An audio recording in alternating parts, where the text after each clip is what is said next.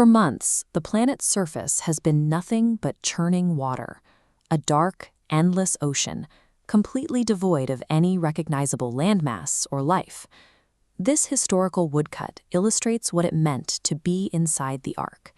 Noah and his family were totally isolated, trapped inside a wooden vessel, sealed off by pitch, completely blind to whatever was happening outside. Then the narrative shifts. God remembered Noah. The waiting period was over. The physical mechanisms of the flood were immediately thrown into reverse. The deep subterranean fissures, the fountains of the deep, were shut down, and the relentless rain from heaven finally stopped. To clear the water covering the globe, a powerful wind was sent to pass over the earth, initiating a slow process of mass evaporation. The disaster phase had concluded. What takes its place is a highly specific mathematical countdown to a restored, habitable world. This diagram charts water levels against a strict calendar. At the 150-day mark, waters hit their peak and begin a steady drop.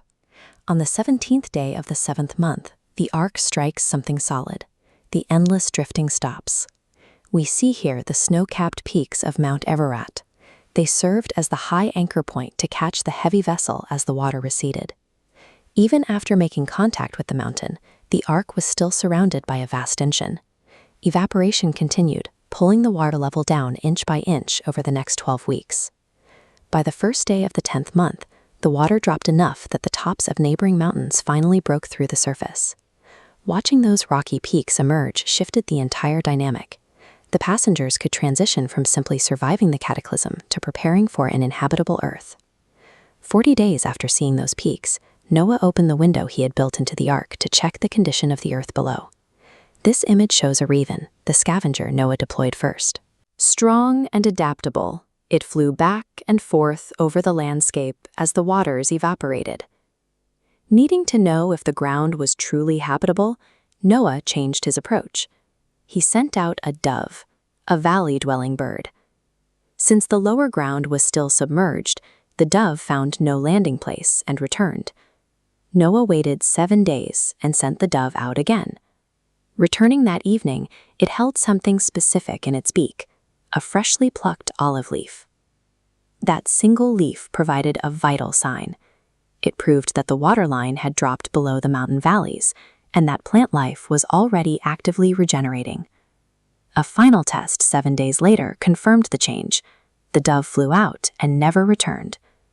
By the first day of the 601st year, the surface was clear, and by the 27th day of the 2nd month, the ground was totally dry. Through this sequence of birds, Noah tracked the recovery of the world below. The ecosystem was ready to support life again, and it was finally safe to rebuild. With the earth restored, God spoke to Noah, giving the explicit command to leave the ark. He instructed him to bring out his entire family and every species of animal to breed and multiply across the land. After more than a year sealed inside the vessel, Noah's first act on solid ground was to build an altar. He took clean animals and birds and offered burnt sacrifices to the Lord. This aged Bible page reminds us of the historical reality of the text. Scripture records God's direct response to that sacrifice, resolving in his heart to never again curse the ground or destroy every living thing with a flood.